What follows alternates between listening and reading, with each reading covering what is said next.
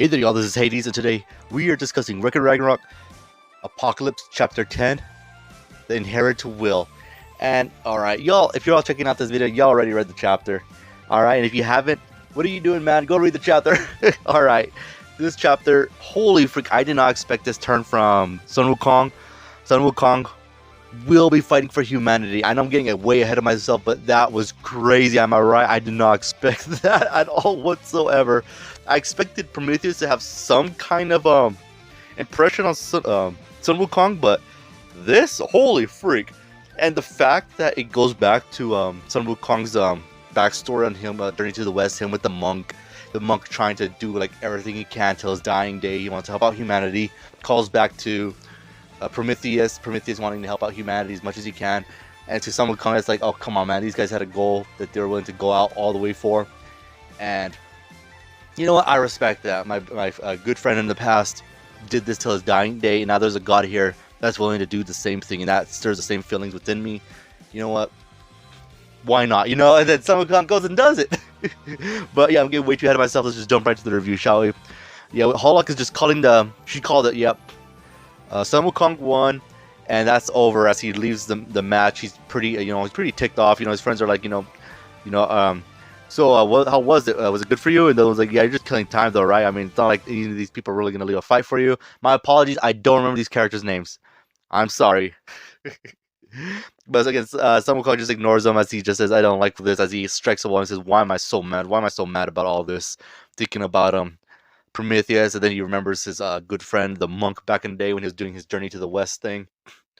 As he has remembered memories of the monk trying to do all this good stuff, and he's just Sun Wukong's literally just tagging along just to see what goes on, you know? Oh boy! And then we cut to Zeus, Ares, and Hermes, which is reminding me a lot of the original series. Them just getting together, having their dialogue on what's going on, and I wonder if the original writers have something to do with this for the mainline series. Did they consult them or anything? Like, hey, can you help us out here? Like the author of this series is like, can you help me with writing here? See how they would actually act, because they do seem like they are acting similar to what they did in the actual series, The Record of Ragnarok. More later, I would say. Not that they're inconsistent, but they do they're like a lot more formal, like they are in the current setting of Record of Ragnarok than the actual the big chapter 100 and 101, I should say, instead of early Record of Ragnarok chapters. From I would say from chapter 1 to 15, something like that. And so yes, Ares was worried that Sun Wukong was going to throw a wrench in the plan, and Zeus essentially says, "Yeah, but you know what? You're being too harsh. But the one that we should be worried about, Sun Wukong, the chances of him wanting to save humanity are very low, and the one that was trying to save humanity, Prometheus, the one we're kind of worried about, yeah, he's off the table. We really don't have to worry about that. Sun Wukong's a bit of a loose cannon, but we really don't have to worry about him trying to save humanity. Oh boy, man, don't underestimate Prometheus. Am I right?" It's wild, dude. Now, I just want to go back. I will speak on what I think this means for the future of Apocalypse with Sun Wukong being a freaking powerful foe. Is like, okay, I'm going to go fight for humanity. And we do know in the end, no, Sun Wukong does not succeed for whatever reason. And I will go over what I believe happens. All right, let's do it. Then we cut to Sun Wukong being by himself, just thinking of his past, his time with his monk friend. And I'm so sorry, I'm going to butcher his name. Zhang. Again, I'm so sorry. But yeah, Sun Wukong's with them as we get some narration saying that Zhang, when in his journey to the west, brought a lot of holy books from India to China to try to help the people there to be much more peaceful, to be much more good, instead of, being, evil, essentially. And he said that he was going to continue his work till his dying day. He did not give up on humanity. He always did his best. And Sun Wukong at the moment saw this as at the time he saw as it's a waste. You're just wasting your life. You're not doing anything. It's all gonna be in vain. And I get where Sun Wukong's coming from. Like, he's like, yeah, I mean, you can't help the humans. The humans, they're just inherently selfish, and they're just not gonna really do anything. But Zhang Zing is like, you know what? But in the end, when this does make a change, it won't be worthless. It won't be for nothing. And I really like that. And we get Sun Wukong just remembering all this as he says, like, he's like, I don't understand any of it, but you know what? That as said, you were always going on and on about being so So selfish. Someday, effing when, you old monk. As he remembers back in the day, when he was with his friends, helping his friends, going out of their way. And even though Sun Wukong didn't understand it, he understood what it meant to them. And on all that time, it wasn't bad. He had fun being with his friends, regardless of what happened, what their mission was. In the end, he was having fun, and that's what he wanted, to have fun with his friends, to have something on the line for them, and he's happy about that. So he's like, you know what, this is worth it. Humanity's worth it. Prometheus is a lot my old friend, and I get where he's coming from. So I'm gonna do it, man. I'm going in, and then as Hollox is announcing that they're fixing the arena, Sun Wukong appears right behind her, surprises her. Not gonna, like, kind of funny. As everyone's like, "What are you doing there, man? You already won. Get going." And Sun Wukong, very similar to freaking Buddha, which I'm not gonna lie, I wasn't surprised by this because it does make sense. Because Buddha is what was his phrase? Among heaven and earth, I am the honored one, and Sun Wukong is um the great sage, equal to the heavens. Again, they're not gods. Sun Wukong and Buddha are not gods, but they are equal to what a god would be, and they're doing their own thing, so they don't follow the same. You say like not doctrine, but like same will that the gods would have. So very interesting that Sun Wukong is doing something very, very similar, and I want to see a cameo from Buddha. I want to see Buddha's reaction to this because it would be great. Because again, if you know the story between Buddha and Sun Wukong in the actual story, it's pretty dang interesting. All right, so it'd be so cool to see Buddha, but who knows, right? As he takes the the horn from Hollock, and he's like, "Yeah, I'm canceling humanity's extinction," and everyone's surprised by this. As he says, "What are you all so shocked for? If the gods can act on a whim, then the gods can act on a whim and destroy humanity and save humanity. No complaints, right? As for why, it's 'cause I'm bored." Again, he's being his own thing. Of course, many of the gods are angry, but Sun Wukong's friends are happy about this. Like, yes, he is back.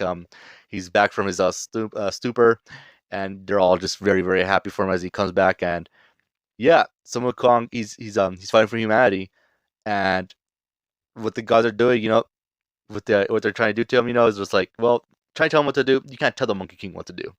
And he's happy, as he said, he is just himself. He does what he wants because he is, again, the Monkey King. And then we cut to a shot of Prometheus he's bandaged up, smiling, with Hercules cheering on Sun Wukong, and that's happening. We get a demon god cameo, Belial. And holy cow, I was surprised we saw him like this. And at first I thought he was holding a cigar, but no, he's holding a remote. So that's interesting. And he will be fighting the Leviathan, which I'm very curious to see how they're going to portray the Leviathan. He's not going to be this giant monster, which I kind of wish he'd be, but it is what it is. So yes, Belial, we see his form, and this is a serious monster. And I believe we did see his form in the first chapter. It's silhouette, I believe. I could be wrong. My apologies if I'm wrong. But yes, he seems to be taking a liking to Sun Wukong, as he says, "Nice, real nice, so nice. That's the real case for a god. It's not all about strength. More than anything, you need to have freedom. Outer god, untouchable. Demon god, Belial." So yes, holy freak! Again, I really enjoyed this chapter. No fighting whatsoever, just mostly dialogue. And again, there's nothing wrong with that. All right. So yes, I'm gonna give this chapter. I want to say dang man, this is another banger chapter. I was for because the mainline series got a 10 out of 10. Man, that was freaking great. Here, I'm gonna give this chapter a 9 out of 10. Great. Everything makes sense. The characters are being very, very like surprising, but yet consistent. I should say. Like none of this like. If you really, really thought about all this was probably not really shouldn't have been surprised. Like you should have been like, oh okay, So yeah, holy cow, I really, really enjoyed this chapter a lot. So I'm gonna give it again 9 out of 10. I don't think it's perfect, but I do believe it's a freaking great, great chapter for sure. Now let me talk about real quick between what I think is gonna happen between Sun Wukong and not being in the actual mainline series Record Ragnarok. What I think is gonna happen is, okay, let's just say he does defeat Ku, which honestly I wouldn't be against. I'd be okay if Sun Wukong beats Ku, but because again, how in the world is Ku gonna stand up to this guy? But let's say Sun Wukong makes it all the way to the end. Now, do y'all remember who's missing from the official Record of Ragnarok listing? It is Zeus. Zeus is the one missing. So for some whatever reason, Zeus joins. Now, remember in the beginning of the series, when they're announcing the fighters that are going to participate in Ragnarok, they list all of them. And even Sun Wukong himself says, you guys got to pay attention because there's a name missing or there's a slot open for any of us. And honestly, it might be Sun Wukong. But what I'm thinking happens here is, if Sun Wukong makes it to the end, Zeus will be the one to put Sun Wukong down. How? Freaking Zeus can stop time, man. I mean, how in the world? Okay, Sun Wukong could be as strong as he wants, but if he could can he beat someone that can stop time? That's the thing. That might be the big surprise. In the end, Zeus might be like, okay, yes, I am the secret last final boss, Sun Wukong. It's time for a fight. We'll get a legendary fight. I'm not gonna lie, a fight between Sun Wukong and Zeus would be freaking amazing. Not to mention, Zeus isn't one to just whip out his time stop just like that. He wants to get a good fight, and when he sees the fight is getting extremely serious, he's like, okay, now I'll do it, and I'll put you down, as we saw with Adam. And here, I could see Zeus doing the exact same thing, but this time, actually putting down Sun Wukong. Sun Wukong getting just absolutely destroyed by this. Sun Wukong refusing to beat down. He continues to get back up, but Zeus just keeps smashing him, and he eventually beats Sun Wukong. That's what I think would happen if Sun Wukong wins this tournament. Because Zeus is going to come into this fight, and he's going to join. And who's it going to be against? It could be against anyone that wins here, but if it's Sun Wukong, that's what's going to happen. And I'm pretty sure that's exactly what's going to happen. There's no way that Sun Wukong is going to throw the fight or be like, you know what, I give up or I surrender, or just throw it out. No way. He's going all the way, and I can see him going all the way and making it to the end.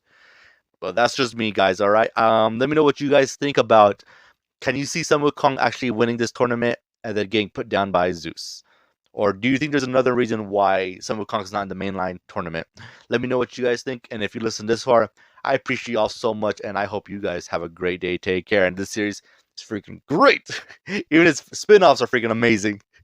Anyway, y'all take care and have a good one.